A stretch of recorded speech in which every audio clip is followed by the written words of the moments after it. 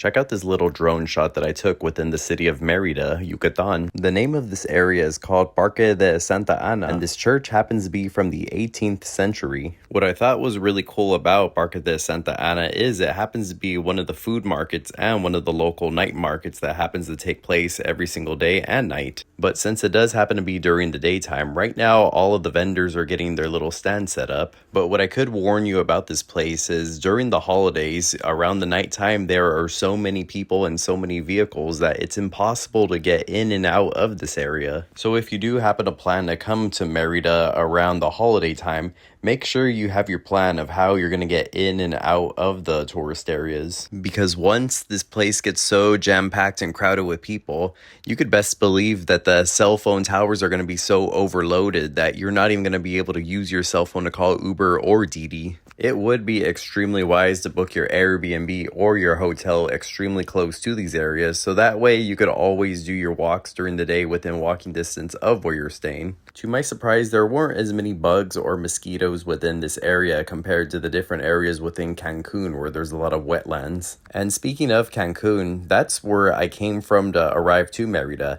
I happened to board the Tren Maya, which happened to take 4 hours to ride through the high-speed rail. It would have been really nice if there were any direct flights to the Merida airport, but unfortunately, just like anywhere within Mexico, it's impossible to get a direct flight anywhere. So in translation, I couldn't simply arrive to the Merida airport as much as I really want to, because many airports within Mexico do not offer direct flights. People do take the buses, and I could have taken the rental car to arrive to Merida, but that still would have taken much longer versus just taking the 4-hour train ride from Cancun. So in regards to transportation, one of my best recommendations would be if you happen to be within Cancun, then you keep your rental car within there. But if you happen to arrive within Merida, then you get a rental car from Merida to get around. And yes, there is Uber and Didi to get around along with the taxi cabs, but the unfortunate reality that I've come across within Mexico is that even though you already pay within the app,